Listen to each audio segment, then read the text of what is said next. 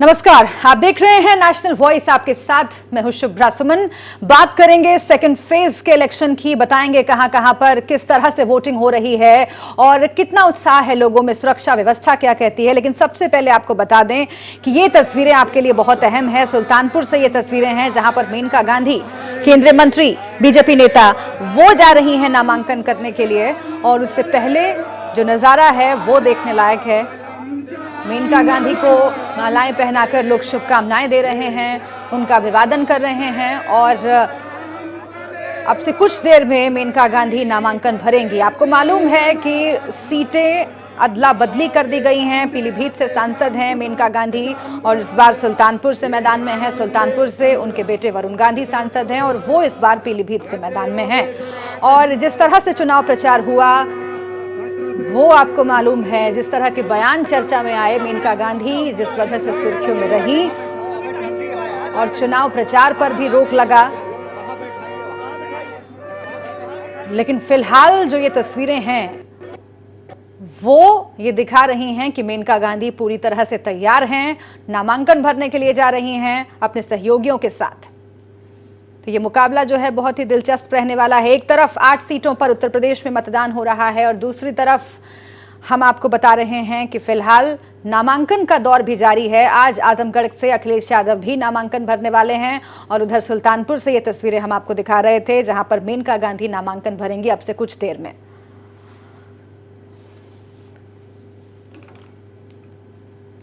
और इस बीच कांग्रेस अध्यक्ष राहुल गांधी ने ट्वीट करके देश की जनता से मतदान की अपील की है।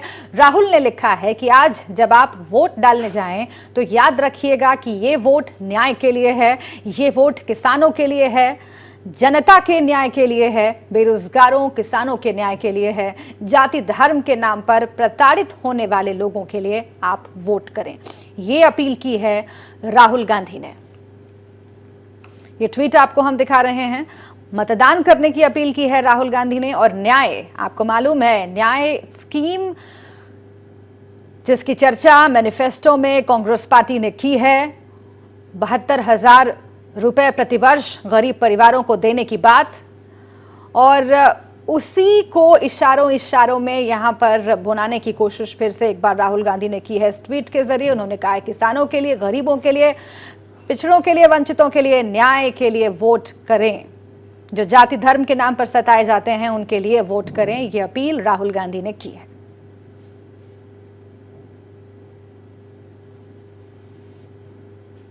तो तमाम जो बड़े नेता हैं वो वोट की अपील कर रहे हैं और नेशनल वॉइस भी आपसे लगातार ये कह रहा है कि अगर आज आपके निर्वाचन क्षेत्र में मतदान है तो जरूर वोट करने के लिए बाहर निकलें, क्योंकि एक वोट बहुत कुछ तय कर सकता है। और अगर आप वोट करके अपने कर्तव्य का निर्वाह करेंगे उसके बाद ही आपको ये भी अधिकार होगा कि आप सवाल पूछ सकें अपने प्रतिनिधि से। राजबब्बर को आप देख पा रहे हैं, फतेहपुर सीकरी में आज मतदान हो रहा है। अब से कुछ देर पहले राजबब्बर साहब मीडिया से बात कर रहे थे। उन्होंने जीत के लिए ये उम्मीद जताई है और ये कहा है कि चुनौती कोई नहीं दे सकता। राजबब्बर साहब जीत के लिए आश्वस्त दिखे हैं और अलग अलग जगहों से तस्वीरें आ रही हैं वोट डालने की। और इस वक्त ये खबर आपको हम बता रहे हैं, बुलंदशहर सुबह 9 बजे तक वहां पर 11.40% वोट पड़े हैं। मथुरा में 8.82% वोट सुबह 9 बजे तक। नगीना में 12.82% मतदान हुआ है। अमरोहा में सुबह 9 बजे तक 10.72% मतदान हुआ है। आगरा में सुबह 9 बजे तक 11.36% मतदान हुआ है। हाथरस में 12.30% आंकड़ा पहुंचा है। अलीगढ़ में 7.60% मतदान हुआ है। फतेहपुर सीकरी में 11.05% सुबह 9 बजे तक मतदान हुआ है। तो ये तमाम आंकड़े हम आपको दिखा रहे हैं और वोट मीटर के जरिए लगातार आप स्क्रीन पर इन आंकड़ों को देख सकते हैं ताकि आपको ये मालूम रहे कि कौन से क्षेत्र में, कौन सी सीट पर किस तरह से मतदान आगे बढ़ रहा है। 9 बजे तक का ये आंकड़ा है जो हम आपको दिखा रहे हैं और हर घंटे ये आंकड़ा हम अपडेट करेंगे ताकि ये मालूम रहे कि कितना फीसदी मतदान किस सीट पर हो रहा है और इसी लिहाज से आगे ये प्रतिशत बढ़ता जाएगा और शाम को जब मतदान खत्म हो जाएगा तब ये पता चलेगा कि कौन सी सीट पर कुल कितना प्रतिशत मतदान हुआ है। और इससे ये भी जानकारी मिलती है, इससे ये भी अंदाजा लग पाता है कि आखिर कौन सी सीट पर कितना उत्साह है वोटर्स में। और जितना उत्साह वोटर्स में दिखता है, वोट परसेंटेज भी बहुत कुछ तय करता है। एंटी इनकम्बेंसी अगर काम करती है तो वोट परसेंटेज बढ़ जाता है, ऐसा विश्लेषक लगातार कहते हैं। लेकिन ये चुनाव राजनीति है और इसमें कुछ भी पहले से तय कर पाना बहुत मुश्किल है, क्योंकि लगातार जो आंकड़े हैं, जो समीकरण हैं, वो बनते, बिगड़ते, टूटते रहते हैं। और इसीलिए इन आंकड़ों के जरिए आप ये तय करिए कि कौन सी सीट पर कितने उत्साहित हैं मतदाता।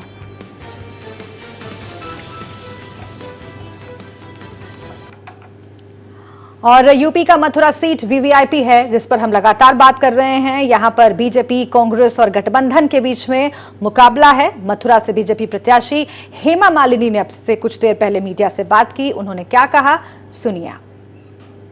ट्रांसफॉर्मेशन जो देख रहे हैं आपको, जो मथुरा अच्छा दिख रहा है बहुत सारे जगह में, कई जगह नहीं होगा, अभी उसको सब करना है। जो दिख रहा है अच्छा, वो सब it's all because of my effort.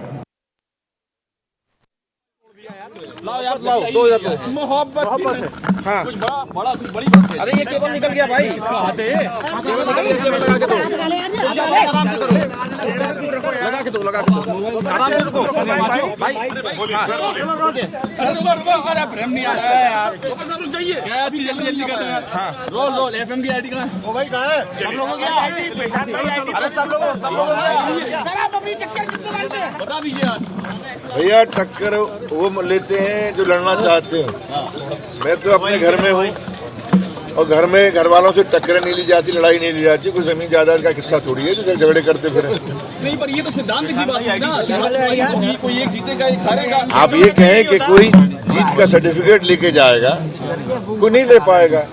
अब ये जो उसका फैसला जो है, आज 18 तारीख की जो पोलिंग है दूसरे चरण की, उसके अंदर मैं भी प्रत्याशी हूँ, वो तय करेगी, जनता तय करेगी। और मुझे भरोसा इसलिए अपने ऊपर कि लोगों ने मुझे प्यार से बुलाया है यहाँ, मेरा घर है ये, 3-3 बार मुझे बनाया इन्होंने। पिछली बार भी मैं चुनाव, लोग नहीं मानते कि मैं चुनाव हारा था। राजभर सर, मुकाबला किससे है? त्रिकोणीय मुकाबला कहा जाए, मुकाबला किससे है यहाँ पे? मुकाबला किससे है? क्या प्रतिक्रिया आपकी जाना चाह रहे हैं?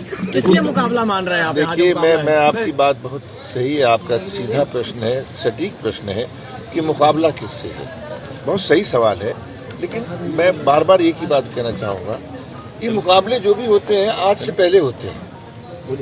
अब तो जिसकी उंगली उसने फैसला करना है, तो फैसला करने वाला जो तय करेगा कि मुकाबला किसका किसके साथ में।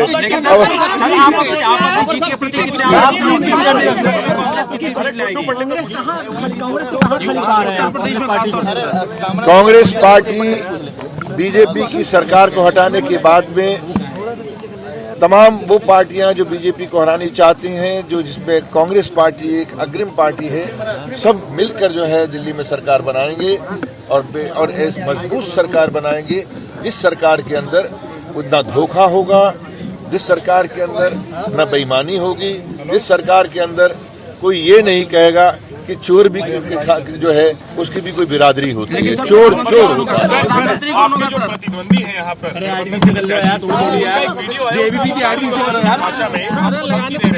आपकी क्या प्रतिक्रिया वोटिंग डे के दिन? मैं कुछ नहीं कहूँगा उनकी। तो राज बब्बर को आप सुन रहे थे, वो कह रहे थे कि जो मुकाबला होता है वो आज से पहले ही होता है और तमाम जो प्रचार है वो रंग लाएगा, और अपनी जीत को लेकर के आश्वस्त दिख रहे थे फतेहपुर सीकरी से उम्मीदवार कांग्रेस के राज बब्बर। इसके साथ ही हम आपको बता दें कि आज 8 सीटों पर उत्तर प्रदेश में वोटिंग हो रही है। उधर कुछ सीटों पर नामांकन भी जारी है। आज आजमगढ़ से अखिलेश यादव नामांकन भरने जा रहे हैं और सीधे हम आपको आजमगढ़ लिए चलते हैं, जहां पर हमारे संवाददाता रजनीश मौजूद हैं। रजनीश, वहां पर अभी क्या चल रहा है? कितनी देर में अखिलेश यादव बाहर निकल सकते हैं?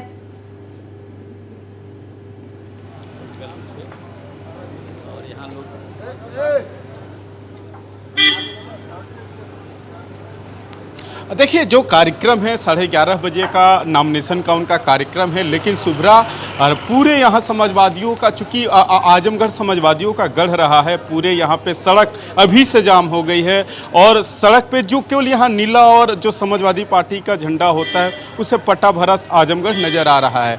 आजमगढ़ की अगर हम बात करें, चूँकि चर्चा करना इसलिए ज़रूरी हो जाता है कि आजमगढ़ समाजवादियों का गढ़ माना जाता है और इस लहर में भी 2017 के जो इलेक्शन हुआ था, आजमगढ़ के कोटे में 10 सीटें आती है, उसमें से 9 गठबंधन का भी है। तो कहीं ना कहीं अगर समीकरण के भी लिहाज से बात करें कि यहाँ काफ़ी मजबूत स्थिति समाजवादी पार्टी की दिखाई दे रही है।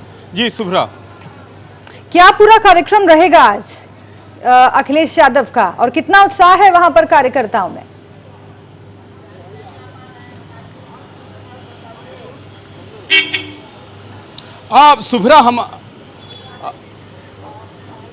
शुभ्रा, हमारे सहयोगी अशोक जी जो लगातार यहाँ आजमगढ़ के कई चुनाव कवरेज कर चुके हैं, हम इनसे बात कर लेते हैं, क्योंकि डिटेल में ये पूरी जो यहाँ की कहानी बता रहे थे शुभ्रा, आजमगढ़ की, खासकर आजमगढ़ की बात करें तो इससे ये लग रहा है कि जो लड़ाई जिस बीजेपी के कैंडिडेट को उतारा गया है वो लड़ाई जमीन और आसमान का अंतर का होगा। सबसे पहले हम चर्चा कर लेते हैं, तो क्या कार्यक्रम है राष्ट्रीय अध्यक्ष अखिलेश यादव का? जी 11 बजे यहाँ पहुँचने का कार्यक्रम है। हेलीकॉप्टर से आएंगे, सिविल लाइन सटा हुआ है 100 कदम की दूरी पर। अब फिर वहाँ से 5 मिनट का रास्ता है और सीधे यहाँ कलेक्ट्रेट आएंगे। 11:30 बजे के आसपास उनका नामांकन कार्यक्रम है। फिर उसके बाद यहाँ के बाद सीधे बैठौली चले जाएंगे, जो यहाँ 3 किलोमीटर मुख्यालय से दूर है, और वहाँ उनकी जनसभा होनी है। अशोक जी, लगातार आप यहाँ चुनाव कवरेज करते रहे हैं, क्या होगा इस बार का खास समीकरण? जी आपको बता दें कि यहाँ 10 विधानसभा सीट है, जिसमें 9 गठबंधन को था, 1 भाजपा की सीट है, और वो भी भाजपा की वो सीट है जो रमाकांत यादव के पुत्र हैं, जो इस समय कांग्रेस में चले गए हैं। तो यह मान कर चला जाए कि 10 विधानसभा प्रभावित होगी, क्योंकि एक सीट जो भाजपा की थी वो भी रमाकांत यादव सांसद जब चले गए हैं तो पिता चला गया, जो जिनकी राजनीतिक हैसियत है, और उन्हीं की राजनीतिक हैसियत पर, रमाकांत की हैसियत पर वो अरुण यादव यहाँ से चुनाव जीतेंगे। लेकिन मामला अब 10 विधानसभा का है, जहाँ 10 मामला अब 10 विधानसभा का है। सुभ्रा, समझने वाली चीज है कि जो 10 सीट, एक सीट रमाकांत यादव के लड़के अरुण यादव जो एमएलए हैं वो कांग्रेस में चले गए हैं, तो कुल मिला के अगर बातचीत किया जाए, हालांकि सिंबल भारतीय जनता पार्टी का एक जरूर विधायक कहा जाएगा, लेकिन यहाँ जो भारतीय जनता पार्टी का स्थानीय एमएलए है वो 0/नील वाला मामला है। और यहाँ जो भी लड़ना है समाजवादी पार्टी के पक्ष में, मैंने पहले ही कहा कि गठबंधन की खाते से 9 सीटें यहाँ बसपा और समाजवादी पार्टी की सीटें हैं। लेकिन बीजेपी की तरफ से जो चुनौती है उसको लेकर क्या कहना है, जरा ये भी समझने की कोशिश कीजिए।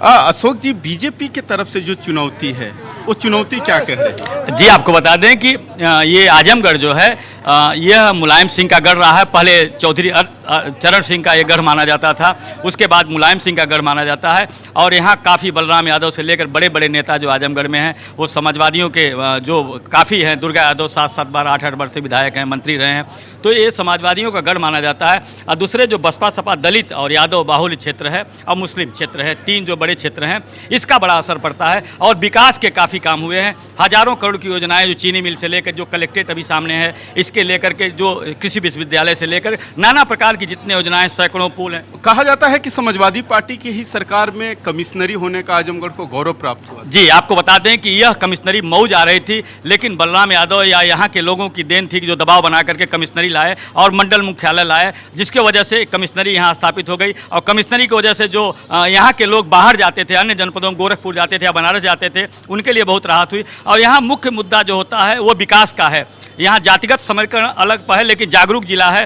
कैफी साहब का जिला है, सबाना जी का जिला है, हरियौत जी का जिला है, तो यहाँ बहुत जागरूक जिला माना जाता है। यहाँ लोग बहुत इस मामले में सोच विचार कर वोट देते हैं, और जिसका फायदा हमेशा विकास को जाता है। तो यहाँ विकास के नाम पर आजमगढ़ जो आप जितने चौराहे देख रहे हैं, फव्वारे देख रहे हैं, लखनऊ के स्तर पर बनाया गया, जहाँ आजमगढ़ में कोई आना नहीं चाहता था, सड़कें नहीं थी, व्यवस्था नहीं थी। आप खुद आए होंगे, देखे होंगे कि कितनी चौड़ी रोड है। यहाँ से 6 लेन जो जा रहा है जो सबसे मुख्यमंत्री का इस समय का ड्रीम प्रोजेक्ट है, वो ठीक है। अखिलेश जी ने उसको शुरू किया था। अखिलेश जी ने शुरू किया ठीक था। है, तो शुभ्रा, तीन जो- फैक्टर्स जो बता रहे चर्चा है हैं, विकास को लेकर, तीन सही फैक्टर्स चीज़ है बताए जा कि रहे जो हैं आजम- रजनीश। एक तो भावनात्मक फैक्टर है, दूसरा विकास का फैक्टर है और तीसरा जातीय समीकरण है। और इन तीनों फैक्टर्स पर भरोसा करके ये कहा जा रहा है कि आजमगढ़ की जो सीट है, आजमगढ़ की जो जनता है वो समाजवादी पार्टी पर, अखिलेश यादव पर भरोसा करती रही है और इस बार भी करेगी।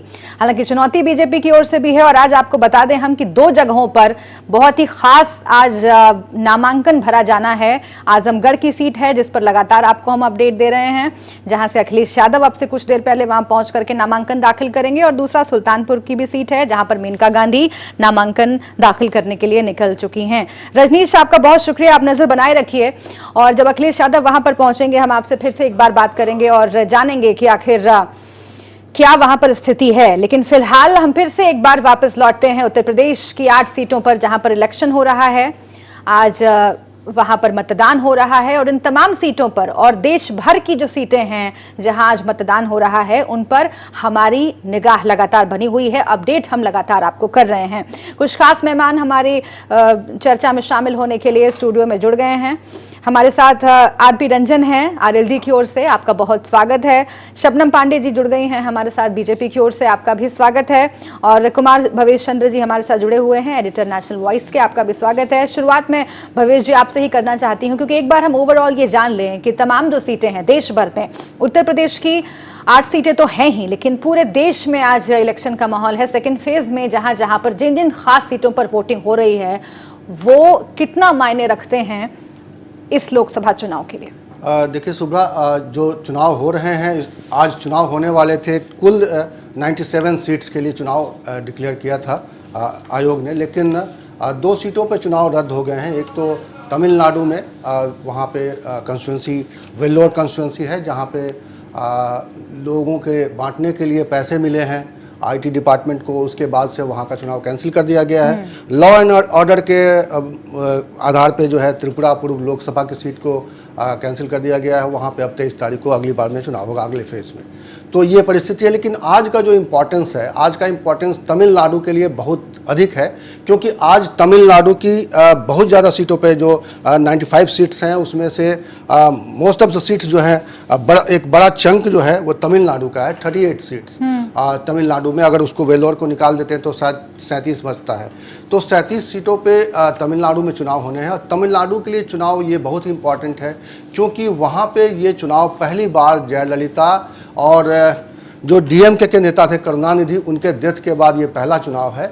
वहाँ ये दोनों ही बड़े लीडर्स माने जाते थे तमिलनाडु में और उनके पूरी वहाँ की राजनीति पर पिछले देखा जाए तो 1-2 दशक तक इनका एक प्रभाव था। उस प्रभाव के बाद अब जब नया लीडरशिप है यहाँ पे तमिलनाडु में, पलानीस्वामी वहाँ के सीएम हैं, एआईएडीएमके की सरकार है वहाँ पे, डीएमके वहाँ विपक्ष में है, डीएमके का लीडरशिप भी जो है, जो सीनियर लीडरशिप जो करुणानिधि अब इस बार नहीं है।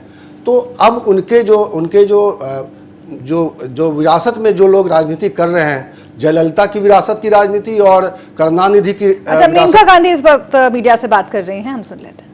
हम शरीफ लोग हैं सुल्तानपुर में। मैम, आपने अपने क्षेत्र में काफ़ी काम किया था, इस बार क्षेत्र थोड़ा बदल गया है, क्या इसको चुनौती के रूप में लेते हैं या? यहाँ भी उतना ही काम होगा जी।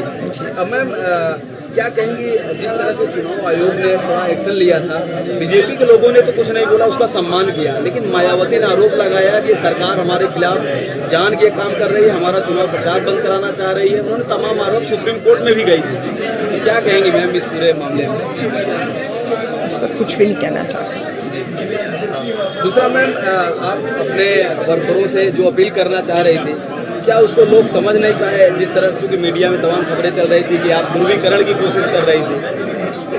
जो ये आरोप हैं वो सब गलत है। एक तो पार्टी के अंदर था और दूसरा ये है कि इसमें कहने में कोई खराबी नहीं है कि हम हर पोलिंग बूथ को देखेंगे।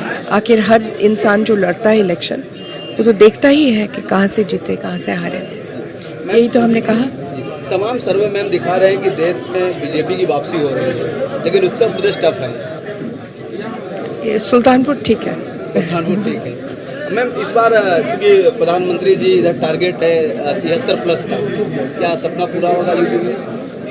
हाँ, हो 73+ हो या जो भी हो, मुझे मालूम है कि हम लोग जीतेंगे और सरकार बनेगी। Thank you.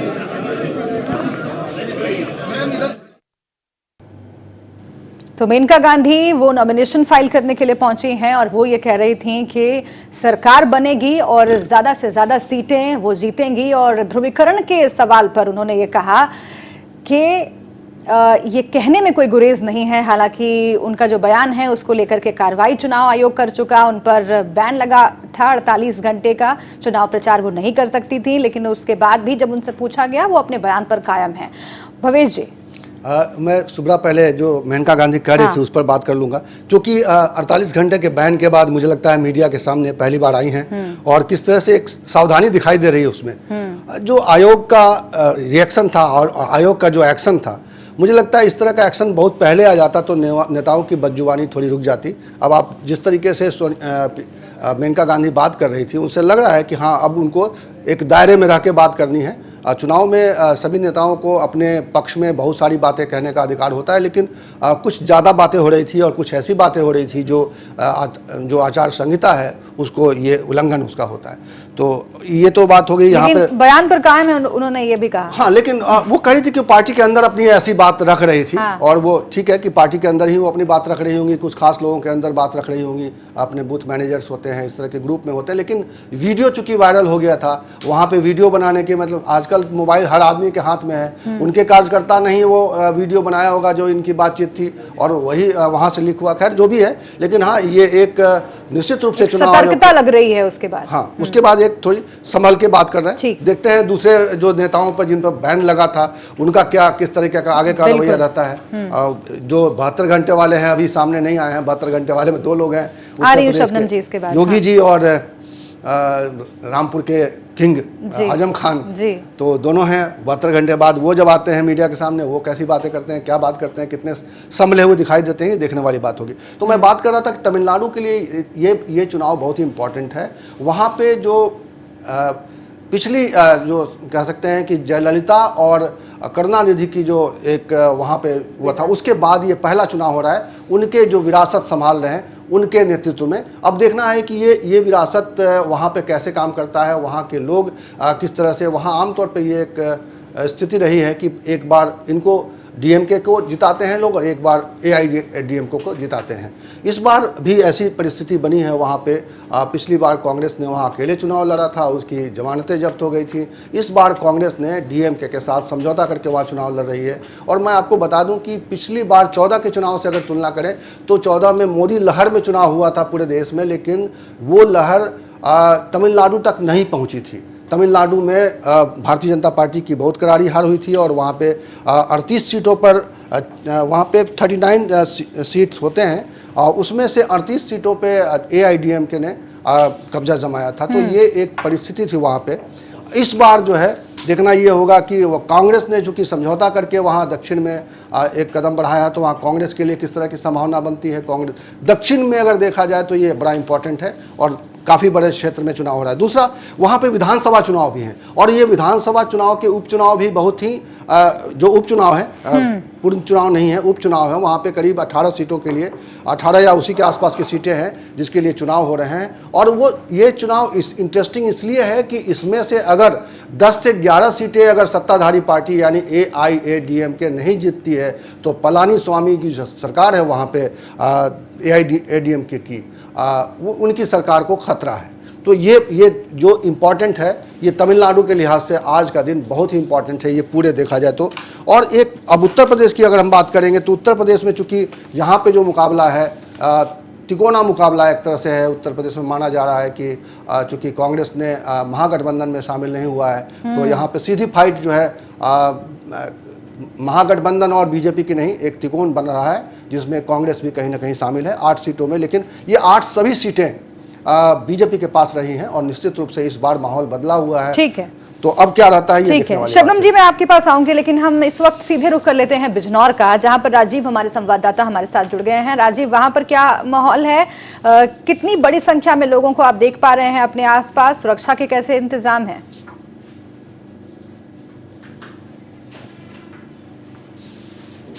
सुब्रा, आपको बता दूं, नगीना लोकसभा में सुबह 7 बजे से मतदान चल रहा है। लोगों की भारी भीड़ लगी हुई है, मतदान केंद्रों पर लंबी लंबी कतारें लगी हुई हैं। लोग अपने घर से निकले हैं वोट करने के लिए। और सुरक्षा की अगर बात की जाए तो लगभग 26 कंपनी पैरामिलिट्री फोर्स है लगाई गई है पूरी लोकसभा में, और साथ ही साथ 8000 से ज्यादा सिविल पुलिस वाले यहाँ पर लगाए गए हैं। चाक चौबंद सुरक्षा व्यवस्था है। डीएम एसपी ने मोर्चा संभाल रखा है। जिले की सीमाओं को सील कर दिया गया है और जो लगभग 20 पॉइंटों पे चेकिंग अभियान भी यहाँ पर चलाया जा रहा है ताकि कोई भी बाहरी व्यक्ति जिले की सीमा में प्रवेश ना कर सके। जी सुब्रा। जी राजवीर, आपके आसपास कुछ लोग भी दिख रहे हैं, जरा उनसे बात करिए और पूछिए कि क्या क्या मुद्दे हैं जो उनके लिए महत्वपूर्ण है इस बार।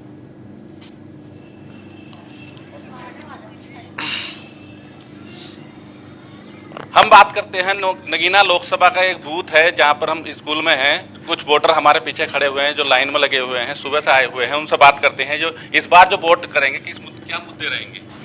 इस मुद्दे पे विकास के लिए वोट हो रहा है। बहुत अच्छी तरीके से यहाँ पर जो है सहूलियत के साथ वोटिंग चल रही है। यहाँ पर कोई दिक्कत वाली बात नहीं है। बहुत अच्छे हमारे जो है फोर्स ने मोर्चा संभाल रखा है। बहुत शांतिपूर्वक मतदान यहाँ पर चल रहा है। जो वोट डालना है, क्या मुद्दे आपके दिमाग में हैं जो वोट करना है आपने? तो मुद्दा यही है, जैसे भी इलेक्शन चल रहा है अपना शांतिपूर्वक निपट जाए और अपना तरक्की की और अपना काम होना चाहिए। जो भी हम चुन रहे हैं, जिसको भी चुनेंगे अपना बड़े तरीके चुनना है। नगीना में क्या होना चाहिए विकास की बात की जाए तो क्या आपकी नज़रों में 5 सालों में नहीं हुआ और क्या आगे होना चाहिए? बस ये रोजगार का पहला मुद्दा है। ये हम तो रोजगार के लिए देखते हैं कि रोजगार युवाओं को अच्छे तरीके से मिलना चाहिए। अच्छे शिक्षित लोग यहाँ पर घूम रहे हैं, पता नहीं क्या क्या मजदूरी करते हैं, लेकिन हम तो यही चाहते हैं कि हमारे लिए काफ़ी ऑप्शंस आए और अपना तरक्की की और अपना विकास करें हम। ठीक है, तो रोजगार लोगों को मिलना चाहिए, विकास होना चाहिए और विकास रोजगार के मसले पर ही लोग वोट करने के लिए यहाँ पर पहुंचे हैं। बहुत शुक्रिया आपका राजवीर। मैं फिर से एक बार लौटूंगी आपके पास, लेकिन फिलहाल हम बता दें आपको कि एक और जहां मतदान हो रहा है उस पर चर्चा हम कर रहे हैं, वहीं एक खबर ऐसी भी आ रही है जो निराश करने वाली है। हाथरस के सादाबाद में लोगों ने चुनाव का बहिष्कार किया है। घड़ी हर्बल गांव में लोगों ने चुनाव का बहिष्कार किया है। उन्होंने कहा है कि किसी भी पार्टी ने उनके गांव में एक भी विकास कार्य नहीं किया, लिहाजा वो मतदान नहीं करेंगे। ये बड़ी खबर हम आपको बता रहे हैं एक ऐसे दौर में, एक ऐसे दिन जब हम ये बात कर रहे हैं कि मतदान करना चाहिए, मतदान जो है वो कर्तव्य है, लेकिन आप देखिए कि क्या सियासी पार्टियों ने अपने कर्तव्य को ठीक से निभाया है। अगर निभाया होता तो इस गांव में यहाँ के लोगों को ये ऐलान करने की नौबत नहीं आती। इन्होंने ये कहा है कि जिस भी पॉलिटिकल पार्टी पर उन्होंने भरोसा किया, उन्होंने उसके भरोसे को तोड़ा है। विकास काम यहाँ पर नहीं हुए हैं और इसीलिए उन्होंने इस बार घड़ी हर्बल गांव की जनता ने इस बार ये फैसला किया है कि वो चुनाव का बहिष्कार करेंगे। अलीगढ़ के भीतर ये इलाका पड़ता है और ये वहीं से तस्वीरें हम आपको दिखा रहे हैं। देखिए, इंतजाम किए गए थे ताकि लोग पहुंचे यहाँ पर वोट डालें बूथों पर, लेकिन लोग नहीं पहुंचे हैं। लोग जहाँ एक जगह पर इकट्ठे हैं, नारेबाजी कर रहे हैं और वो ये कह रहे हैं कि जो स्थिति है गांव की वो बिल्कुल संतोषजनक नहीं है। विकास के नाम पर यहाँ कुछ नहीं हुआ है। किसी भी पॉलिटिकल पार्टी, किसी भी सरकार ने उन्हें कुछ नहीं दिया है और इसीलिए उन्होंने बहिष्कार किया है मतदान का। और इसके साथ ही आगरा से विवेक हमारे संवाददाता हमारे साथ इस वक्त जुड़ गए हैं। विवेक, वहां पर क्या हाल है, क्योंकि मुकाबला वहां पर बहुत दिलचस्प है, लोगों में कितनी गर्मजोशी है?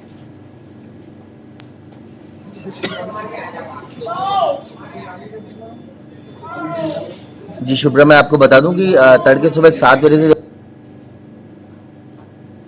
यहाँ पे वोट डालना शुरू हुआ तो लोग अपने मतों का प्रयोग करने के लिए यहाँ पर आने लगे और जगह जगह बूथों पर मोटी अनियमितताएं मिली हैं। कई जगह पर ईवीएम खराब होने की शिकायत आई है तो कहीं जगह पर सर्वर की दिक्कत आ गई है। शुभ्रा, आपको बता दें कि यहाँ पर इस समय हम साकेत इंटर कॉलेज में खड़े हुए हैं और आप मेरे पीछे देख सकते हैं कि यहाँ पर कतार लगी हुई है लोगों की। लोग लगातार वोट डाल रहे हैं, अपने मतों का इस्तेमाल करने का कर रहे हैं, लेकिन यहाँ भी यही समस्या देखने को मिल रही है कि कहीं पर अधिकारी नहीं आए हुए हैं, कहीं पर लोग वक्त कम है तो कहीं पर सर्वर की समस्या देखने को मिल रही है। शुभ्रा, इसके अलावा आपको बता दूं कि जब हम साकेत इंटर कॉलेज यहाँ पर पहुंचे तो यहाँ एक सबसे बड़ी अनियमितता ये देखने को मिली कि यहाँ पर विकलांगों के लिए कोई व्यवस्था नहीं करी गई है। व्हील चेयर की कोई सुविधा यहाँ पर उपलब्ध नहीं है। जी शुभ्रा, यानी कि आप ये बता रहे हैं कि यहाँ पर वोट डालने में दिक्कतें आ रही हैं, लोगों को दिक्कतों का सामना करना पड़ रहा है और वक्त लग रहा है वोटिंग करने में क्योंकि सर्वर की प्रॉब्लम है। जी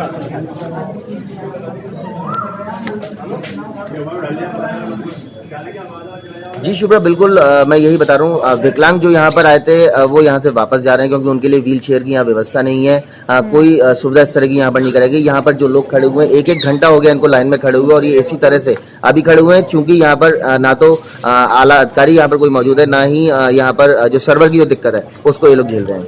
जी बिल्कुल, तो उम्मीद की जा सकती है कि आगरा जैसी सीट जहां पर मुकाबला बेहद दिलचस्प है, जहां का मुकाबला जिस पर निगाहें सबकी होती हैं, उसके बावजूद अगर इस सीट पर भी, यहां के बूथों पर भी ठीक से इंतजाम नहीं है या फिर सर्वर की प्रॉब्लम आ रही है, तो चुनाव आयोग को इसमें एक्शन लेना चाहिए। और हम आपको अपडेट करते रहेंगे हर एक पल क्या वहां से खबर मिलती है और क्या जो प्रॉब्लम बता रहे हैं, जो परेशानी बता रहे हैं हमारे संवाददाता, उसको ठीक किया जाता है जल्द से जल्द कि नहीं।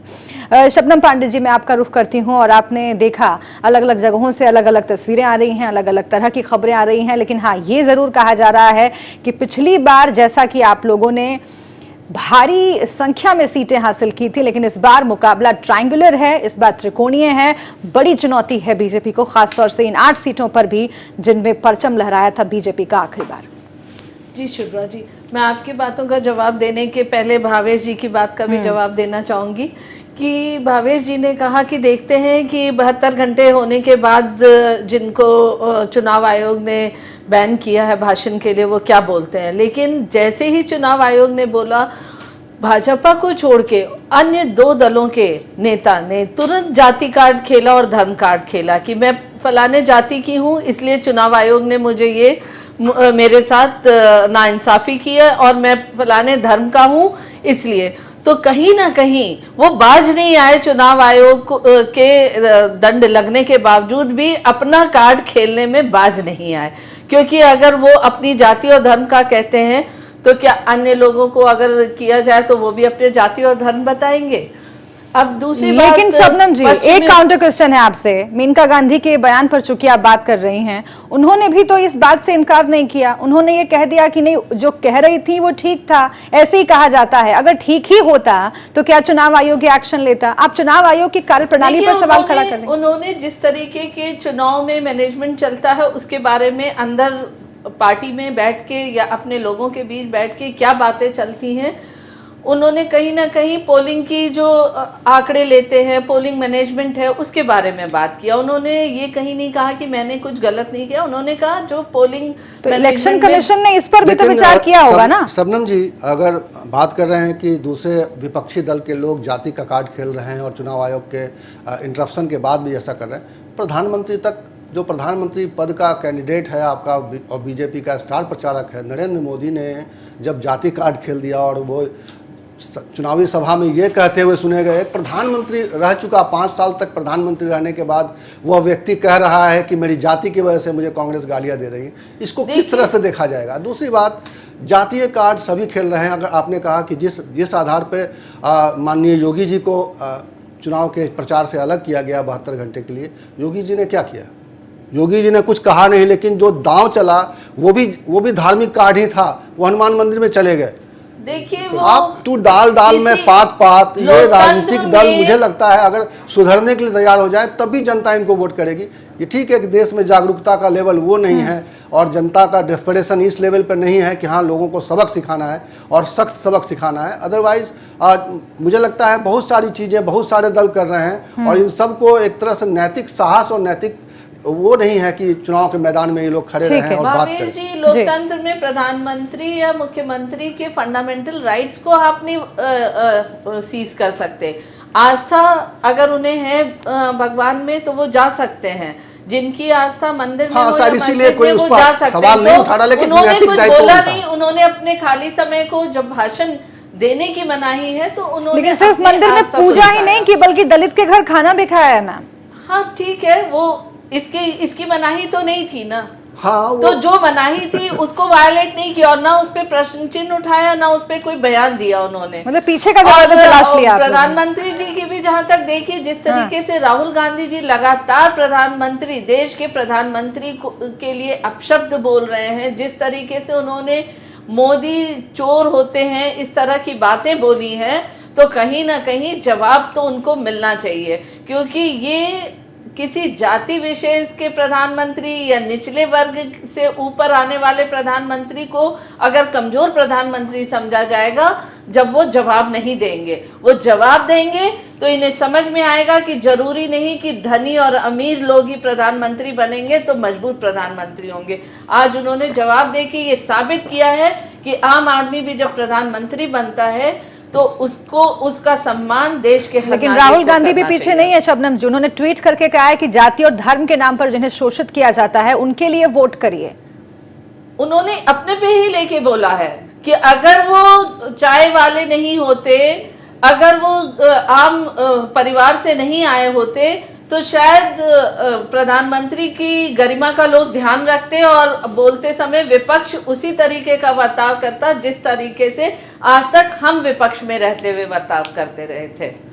अब दूसरी बात पश्चिमी उत्तर प्रदेश का। पश्चिमी उत्तर प्रदेश के 8 लोकसभा सीट हमारे झोली में था 2014 में, और पश्चिमी उत्तर प्रदेश की जनता जो 8 सीट का आज चुनाव हो रहा है, इसकी एक बहुत बड़ी खासियत है। यहाँ जातीय समीकरण कुछ और दिखाता है, लेकिन जीतने वाले कैंडिडेट के विकास के मुद्दे पे और राष्ट्रवाद के मुद्दे पे यहाँ के लोग बहुत बहुत सजग हैं। और ये आपको चुनाव में भी देखने को मिलेगा। बहुत बार ऐसा होता है कि वहाँ जातीय समीकरण को फुलफिल नहीं करते हैं जो कैंडिडेट होते हैं, लेकिन वो भी जीतते हैं क्योंकि वहाँ की जनता ने आज तक के चुनाव में ठीक है दिखाया है। आरपी राजन जी, अमरोहा में बीजेपी ने अपनी मंशा साफ कर दी है। आरपी राजन जी, बीजेपी ने अपनी मंशा साफ कर दी है। राष्ट्रवाद के मसले पर यह चुनाव लड़ा जा रहा है, खासतौर से पश्चिमी उत्तर प्रदेश में इसका असर पड़ेगा। बात विकास की, उसका भी जवाब देता हूं। पहले बात जातिवाद की इन्होंने। भारतीय जनता पार्टी तो वो पार्टी है जो देश का प्रथम नागरिक चुनने में जाति का सहारा ले रही थी कि दलित राष्ट्रपति चिल्ला रहे थे कि दलित राष्ट्रपति होगा, दलित राष्ट्रपति हम देंगे, ऐसी बातें कर रहे थे। बात विकास की, अभी आपकी ही टीवी स्क्रीन पे चल रहा था, 2-3 बूथ है, मैं आपको बता दूं। नगला बुलंदशहर का है, हाथरस का आपने सादाबाद बताया, और 2-3-4 बूथ आ रहे हैं जहां पर विकास ना होने से जो है ग्रामीणों ने मतदान का बहिष्कार कर दिया। ये विकास की बात करते हैं। आप बताइए, यदि विकास हुआ होता, आपके सामने है, तो ग्रामीण मतदान का बहिष्कार क्यों करते? टीवी स्क्रीन पे है, पूरा देश देख रहा है, सब लोग देख रहे हैं। विकास की बात करते हैं तो फिर चौकीदार क्यों, क्या हम चौकीदार पे? आपने विकास किया तो विकास पे आप बात करिए। आप बताइए, क्या एक भी शहर स्मार्ट सिटी हुआ? इन्होंने स्मार्ट सिटी कहा था। कितने करोड़ लोगों को रोजगार मिला? क्या राम मंदिर बना? ये इनका मैनिफेस्टो था, ये इनका मुद्दा था। आप बताएं, मैं जवाब चाहता हूं शबनम पांडे जी से कि बताएं कितने लोगों को रोजगार मिला और कितने लोगों को। वो तो कह रहे हैं कि विकास के साथ साथ राष्ट्रवाद का मुद्दा भी काम करेगा। सर उस पर तो बोल दीजिए कुछ। अगर वाकई इस तरह का कोई वेव है, अगर वाकई इस तरह का कोई वेव है, तो आखिरी बात जो 2014 में हुआ था, हम जिन 8 सीटों की बात कर रहे हैं, उन 8 की 8 सीटों पर बीजेपी ने फतह हासिल की थी। अगर वाकई, अभी हेमा मालिनी भी कुछ देर पहले कह रही थी कि वेव है, हवा है नरेंद्र मोदी की, तो उससे कैसे निपटेंगे? देखिए, रियल लाइफ और रियल लाइफ में बहुत अंतर होता है सुब्रा जी। हेमा मालिनी, उधर मत जाइए सर। आप देखिए, आपके जो सहयोगी पार्टियां हैं उनमें भी कई लोग ऐसे आए हैं जी, बिल्कुल। इसलिए रियल लाइफ और रियल लाइफ की बात तो आप कीजिए मत।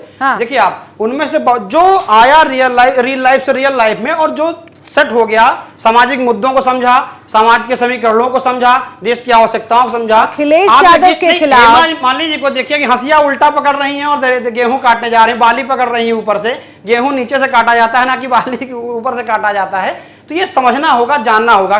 कितने बार 5 साल में वो मथुरा आई, कितने बार उन्होंने क्या किया? उनकी निधि तक नहीं खर्चा हुई। बात विकास की करती हैं आप, उनकी फंडिंग निधि तक नहीं खर्चा हुई। कौन कहता है 90% से ज्यादा उन्होंने अपनी निधि का ये किया। और अगर आप मथुरा का विकास जानना चाहते हैं तो जानिए, पहली बार सांस्कृतिक और धार्मिक तौर पे पर्यटन को बढ़ावा देने का काम अगर मथुरा में किया गया तो हमारी सरकार, आप जिनके साथ गठबंधन कर रहे हैं, उन्होंने क्या किया?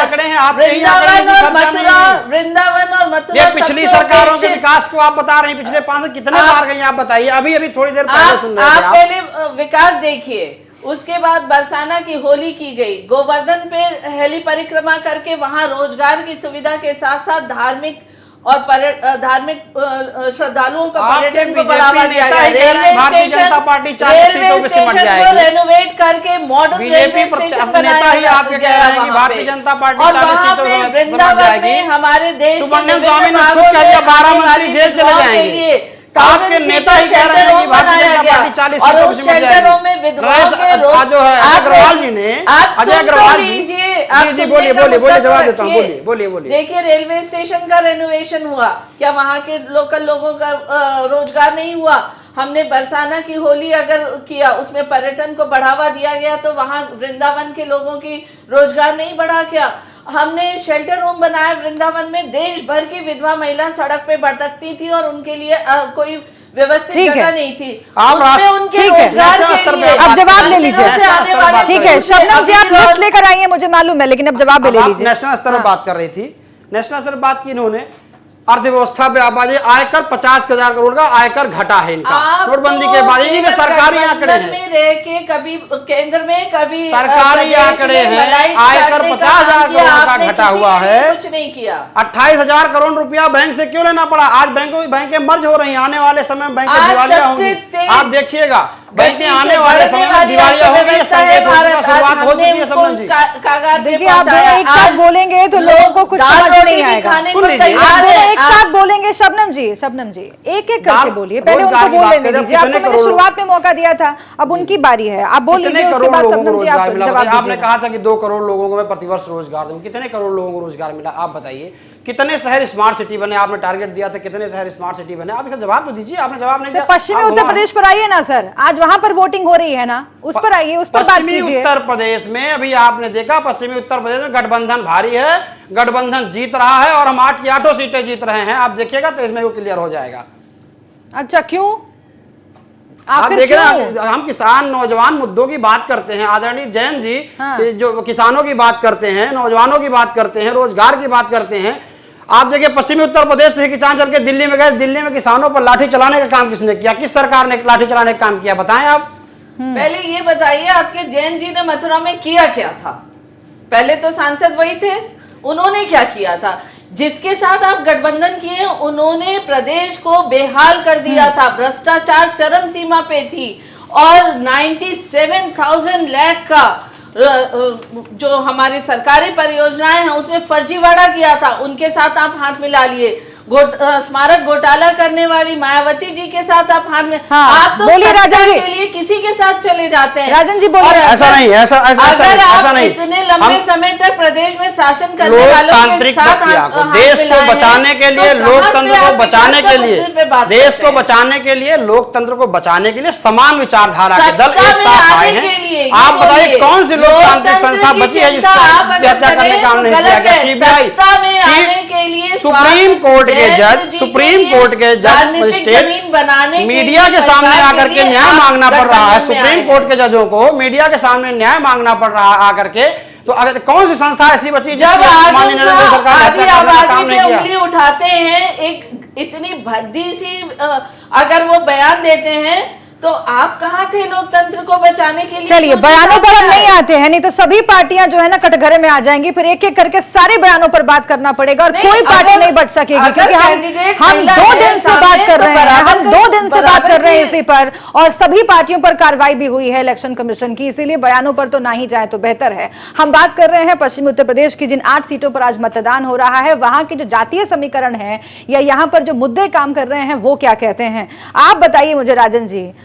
2014 में जो स्थिति रही थी उसके बाद इन 5 सालों में आप लोगों ने क्या किया, कौन कौन से मुद्दे पर क्या काम किया जिसकी वजह से आपको लगता है कि 0 से आगे बढ़ पाएंगे आप? देखिए सुब्रा जी, 2014 के बाद से पश्चिमी उत्तर प्रदेश के किसान लगातार परेशान हुए, नौजवान परेशान हुए। वहां के विकास को लेकर के किसानों के साथ हम लोगों ने जो है बिजली के बिल बढ़ा उसको लेकर के विरोध किया, किसानों के साथ खड़े हुए। आप बताइए 2014 के पहले डीएपी की खाद की बोरी आती थी 600-700 रुपए में, आज 1485 रुपए की डीएपी की बोरी है और उस समय थी 50 किलो की, अब वो कर दी गई है 45 किलो की। 5 किलो डीएपी घटा भी दी गई है और जो है 700-800 रुपया एक साथ रेट भी बढ़ा दिया। आखिर ऐसी कौन सी परिस्थितियां आ गई कि एक साथ इतना रेट बढ़ा दिया गया? किसानों के ट्यूबवेल का बिल, बिजली का जो बिल आता था किसानों का, वो 900 रुपया आता था प्रति माह, उसको इन्होंने सीधे 2600 रुपया कर दिया।